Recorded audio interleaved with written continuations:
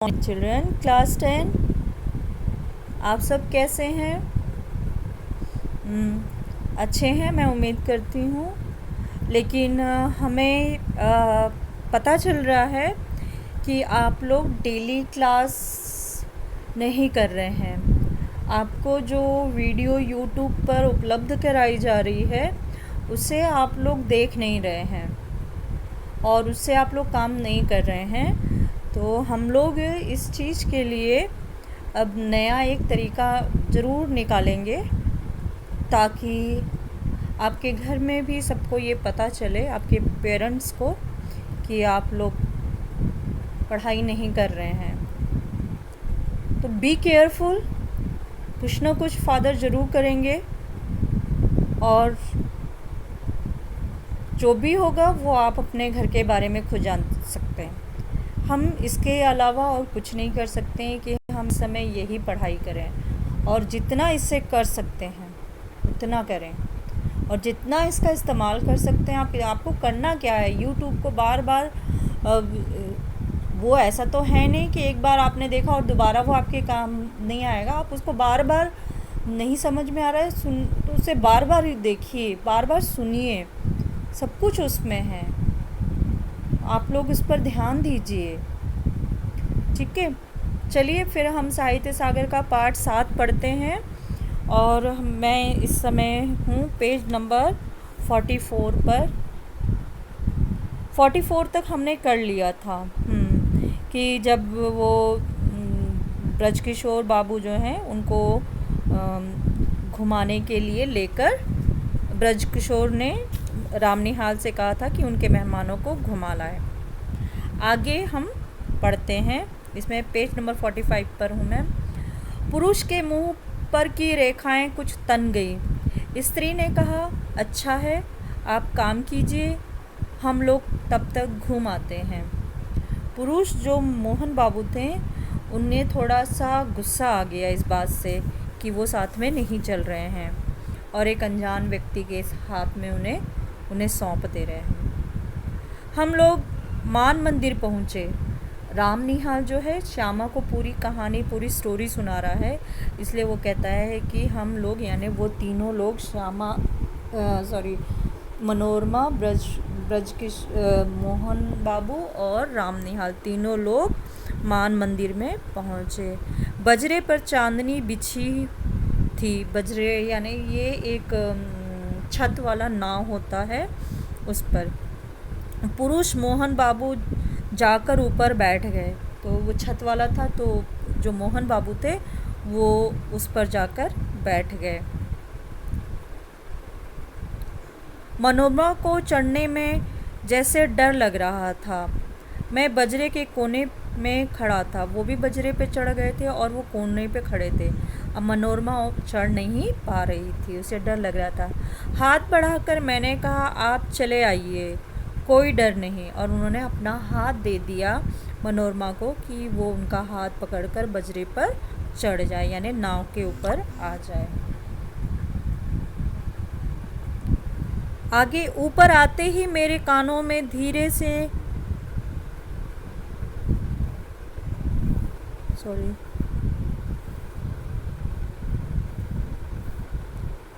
उसने हाथ पकड़ लिया। ऊपर आते ही मेरे कान में धीरे से उसने कहा, मेरे पति पागल बनाए जा रहे हैं, कुछ कुछ हैं भी, तनिक सावधान रहिएगा, नाव की बात है।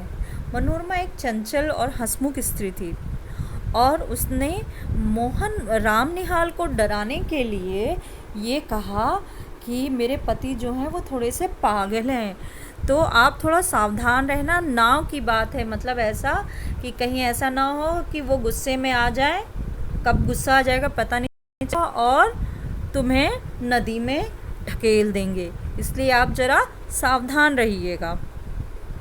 मैंने कह दिया, कोई चिंता नहीं, और रामनिहाल ने भी उसी तरह से जवाब दिया कि कोई बात नहीं। किंतु ऊपर जाकर बैठे जाने पर भी मेरे कानों के समीप उस सुंदर मुख का सुरभित निश्वास का मतलब है गहरी सांस, अपनी अनुभूति दे रहा था और वो जो दृश्य था वो उनके कानों के आगे वो उस दृश्य को और जो वो करीब आई थी उसकी खुशबू को वो महसूस कर रहा था राम निहाल। मैंने मन को शांत किया। चांदनी निकल आई थी। पूर्णिमा की रात थी तो चांदनी भी निकल आई थी, यानी चांद पूरा था और उसकी रोशनी चमक रही थी। घाट पर आकाश दीप जल रहे थे और जो घाट जो था दशामेघ जहाँ पे आरती होती है वहाँ पे आकाश दीप, जो दीप होता है उसको कहा जाता है, आकाश दीप जल रहे थे और गंगा की धारा में भी छोटे छोटे दीपक बहते हुए दिखाई देते थे। घाट पर तो वो आकाश दीप, बड़े बड़े जो दीप थे वो तो जल ही रहे थे। इसके अलावा लोग आरती करने के बाद में हाथों में दिए लेके आरती करते हैं, या कई बार पान के पत्ते पर बत्ती, घी की बत्ती लगाकर आरती करके और फिर उसको गंगा में ही प्रवाहित कर दिया जाता है।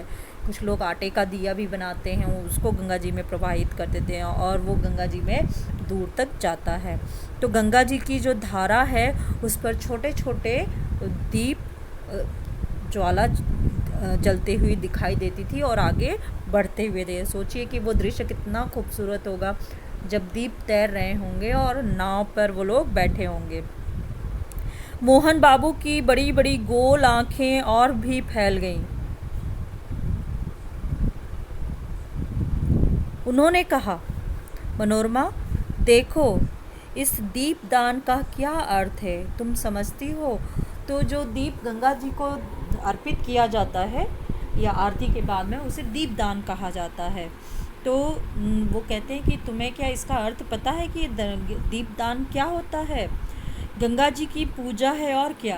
तो मनोरमा कहती है कि सिंपल सा है कि गंगा जी की आरती जब की जाती है और उसके बाद वो गंगा जी में प्रवाहित कर दिया जाता है, ये गंगा जी की पूजा करना होता है।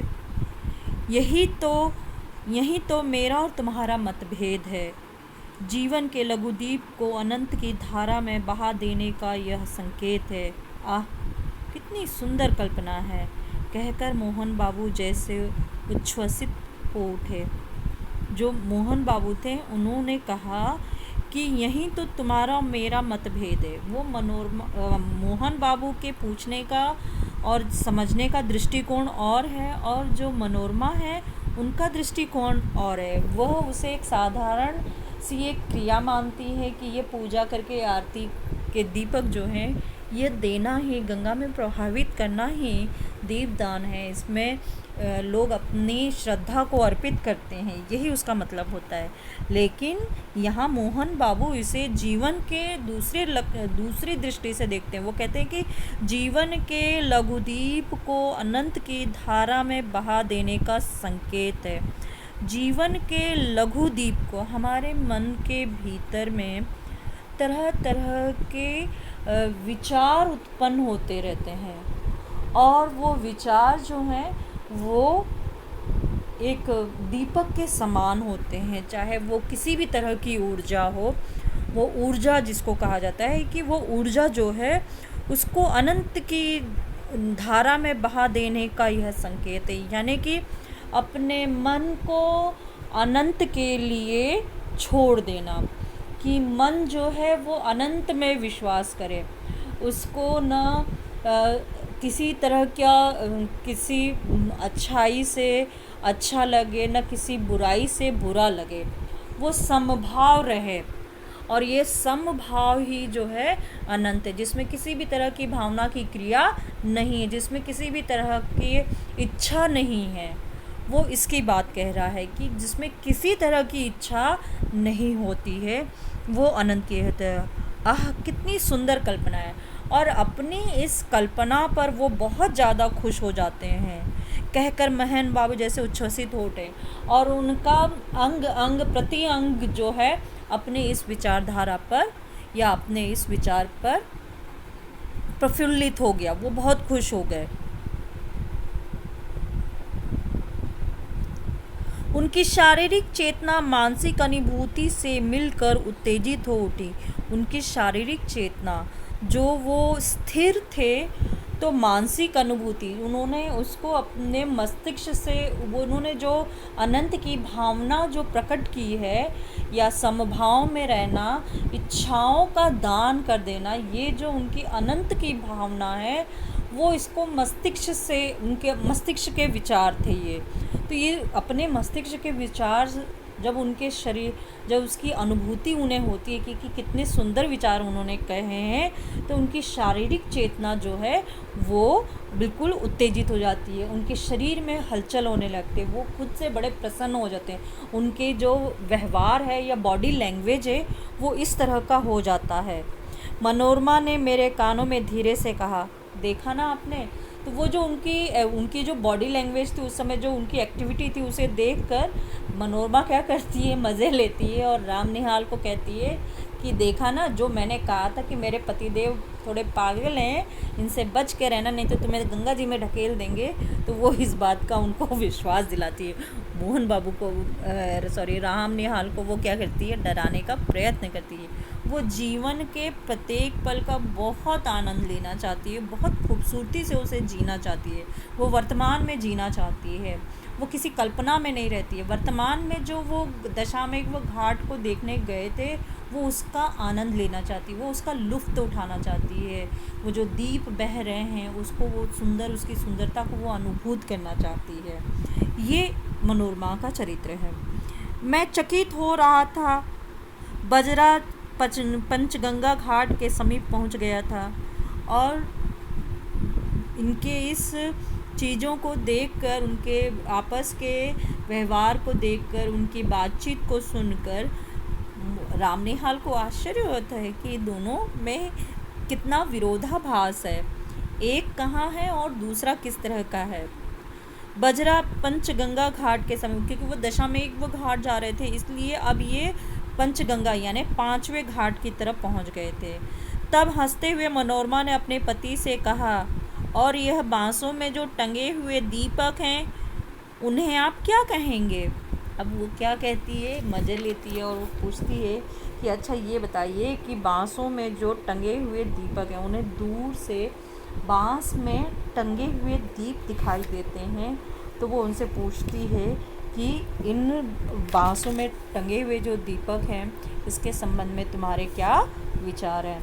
तो बेटा लोग, अब हमने 45 पेज कर लिया है, टाइम ओवर हो रहा है, और 46, 47, 48 तो अभी तो हमें टाइम लगेगा, क्योंकि ये पार्ट भी थोड़ा टफ़ है। आप लोग अपना ध्यान रखें, पढ़ाई करें, बहुत ज़रूरी है। टाइम जब आएगा तो पता नहीं चलेगा, और एग्ज़ाम टाइम पर होंगे, ठीक है। अपना खूब सारा ध्यान रखिए, खूब सारा ख्याल रखिए, अच्छे से पढ़ाई करें।